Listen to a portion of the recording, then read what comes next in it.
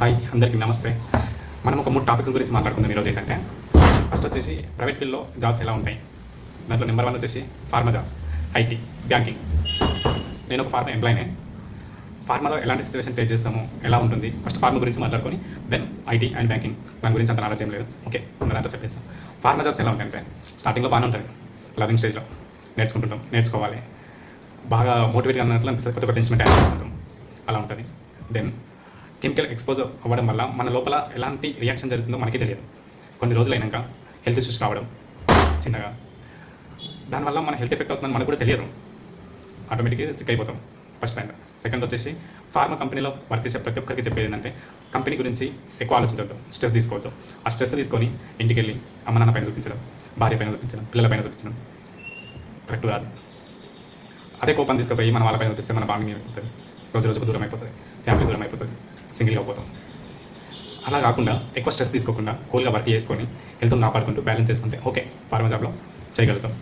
Okay, ఇది ఒక ఎత్తు. అయితే మనకు హెల్త్ ఇష్యూ ఏదైనా వచ్చి లీవ్ పెట్టి ఇంటికి వెళ్ళిపోయి కొన్ని రోజులు రెస్ట్ కావాలని అనుకున్నాం అనుకో, ఓకే వెళ్ళిపోమంటారు.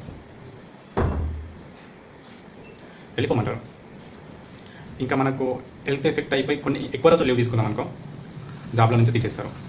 అయిపోయింది, జాబ్ అయింది, హెల్త్ కూడా పోయింది. ఓకే, దానివల్ల సఫర్ అయ్యేది మనమే. ఓకే, మళ్ళీ జాబ్ ఇస్తారా అని చూసుకున్నాం అనుకో, లేదు, నువ్వు అబ్స్కాండ్ అయిపోయినావు, ఇంకా నీకు జాబ్ లేదు, ఛాయిస్ లేదు. అది ఫార్మాలో వచ్చేసి మెయిన్ 2: ఒకటి పార్షాలిటీ, 2 క్యాస్ట్ ఫీలింగ్. క్యాస్ట్ ఫీలింగ్లో ఉన్న కుక్కలకు మాత్రమే చెప్తున్నా, ఆ మైండ్లో నుంచి క్యాస్ట్ ఫీలింగ్ అనేది తీసేయండి. ఫస్ట్ అందరూ సమానం అనుకొని హైరింగ్ చేసుకోండి, బాగుంటుంది. రేపు అదే సిచ్యువేషన్ నీకు లేదంటే మీ పిల్లలకు రావచ్చు క్యాస్ట్ ఫీలింగ్తోనే. పార్షాలిటీ ఓకే ఉండాలి, పార్షాలిటీ నేను లేదని అనట్లేదు, ఒక లిమిట్ వరకు ఉండాలి.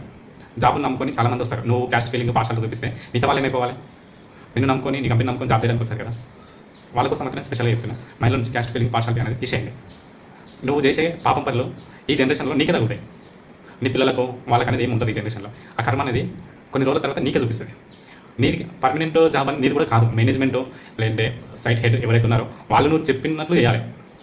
ఓకేనా? రేపు నీ జాబ్ కూడా వెళ్ళిపోవాల్సిందే, కానీ ఉన్న రోజులైనా సరే ఉన్న ఎంప్లాయీలకు మంచిగా చూసుకొని వాళ్ళ ప్రాబ్లమ్ ఏంటి క్లియర్గా అడిగి ఓకే ఏదైనా హెల్త్ ఇష్యూలు వచ్చాక మళ్ళీ తీసుకోవడం కానీ అలా చేయాలి. కానీ మీ క్యాస్ట్ ఫీలింగ్ పార్షాలిటీ వాళ్ళు ఉన్న వాళ్ళకు దండవయ్యా. ఓకేనా? ఇదే నేను చెప్తున్నా, మీకు ఆ కర్మ అనేది ఖచ్చితంగా వదలదు. ఓకే, దెన్ ఐటీ గురించి మాట్లాడుతున్నాను. ఐటీలో ఎలా ఉంటుంది? లాస్ట్ ఎగ్జాంపుల్ ఒకటి, టెక్ మహీంద్రాలో ఒక మేడం వచ్చేసి 3 days సిక్ లీవ్ పెట్టింది, ఆమెని టర్మినేట్ చేసేసిండ్రు. అలా ఉంటుంది. లేదంటే ఐటీలో మొత్తం ఒకటేసారి కంపెనీ లేపేయడం, నో జాబ్ సెక్యూరిటీ. బ్యాంకింగ్లో ఎలా ఉంటుందంటే ఓకే పర్లేదు, హాలిడేస్ బాగానే ఉంటాయి, ఎంజాయ్ చేస్తారు. నెక్స్ట్ వచ్చేసి వాళ్ళకు టార్గెట్ రీచ్ అయిపోతే వాళ్ళ బాస్కొని బాగుంటుంది. ఇదే నేను చెప్పేది. Okay bye.